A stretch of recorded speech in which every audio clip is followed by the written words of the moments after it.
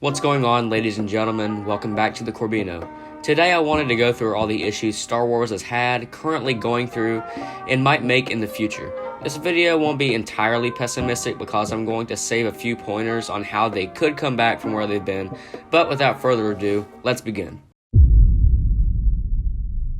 Most of the Star Wars community has been on the edge for the past few years ever since Disney bought out Lucasfilm several years ago.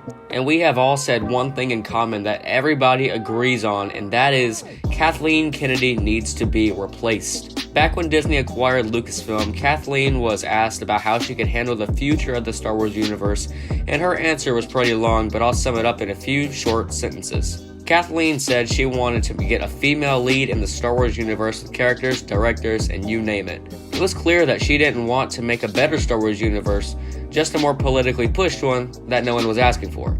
When you think of Star Wars, you think of lightsaber duels with Darth Vader and Obi-Wan Kenobi, memorable characters, and a great story in the best sci-fi movies in the game.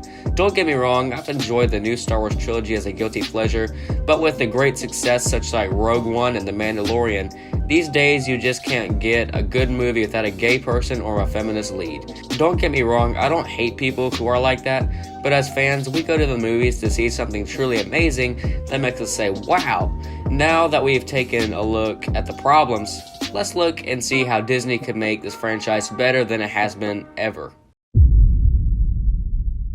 Everyone loves the OG George Lucas films like Empire Strikes Back, Revenge of the Sith, Return of the Jedi, but it makes me wonder, how could they capture such magic on the screen once again? Back then, all you needed was some cool fights, a good story, cutting-edge technology, and then you were golden. Star Wars now is maybe even more relevant than it was a couple years ago due to the amount of content getting pumped out constantly, but Star Wars is far from dead. I'm a man that is a glass half full kind of man, and I do believe that Star Wars could come back from its current state, and The Mandalorian is a great example to go off of. The Mandalorian brought a whole slate of new characters, and some people should say that The Mandalorian was loosely based on Boba Fett. People were desperately wanting more Boba because of all the hype in the 80s and the early 2000s. The Mandalorian also did something that The Force Awakens didn't do at the beginning of the time, and that was have a new genre and an all-new story to go off of. The show brought a Western vibe to the show, and they also brought Jon Favreau and Dave Filoni in to direct the show. You may know Jon for his work on Iron Man, and Dave for his work on the spectacular Star Wars: A Clone Wars series.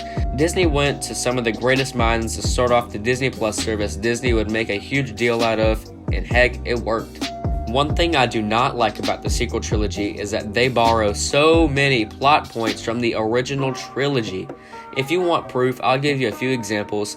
In Star Wars: The Return of the Jedi, Luke and Darth Vader fight Palpatine at the end of the movie, and they finally work together to defeat the big bad guy.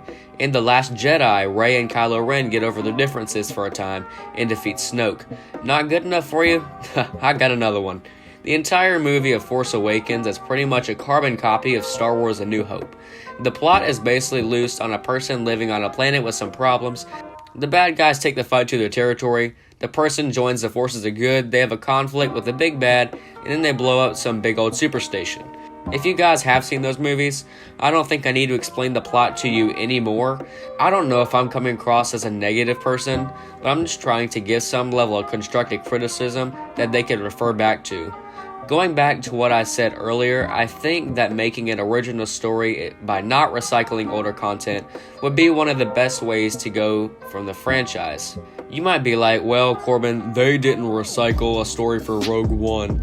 Well, I hate to say it, but yes, they did. They did recycle the storyline, but they did it in the right way.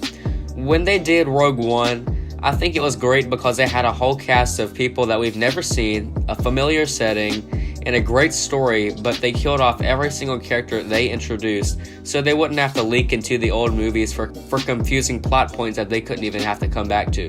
You could say that the Han Solo movie did the same thing, but if I'm being honest with you, that movie was really good.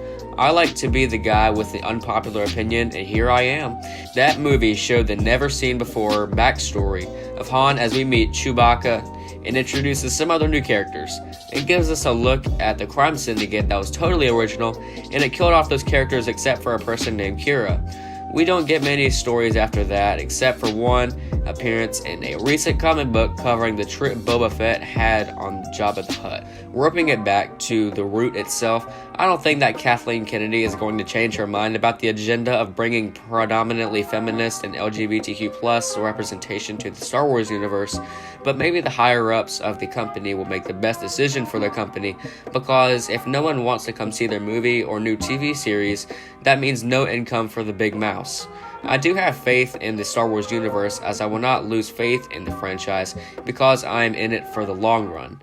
Now that I'm done rambling about something that hardly involves myself, I would really love if you would hit that subscribe button, like this video, and comment down below your thoughts on the video. Once again, thank you ladies and gentlemen for tuning in. I'll see you later. Peace. Hanging low while I pop a bottle off of your chain swinging, clang clang, and it costs a lot. I'm always at the guala, yeah, and you are not bad.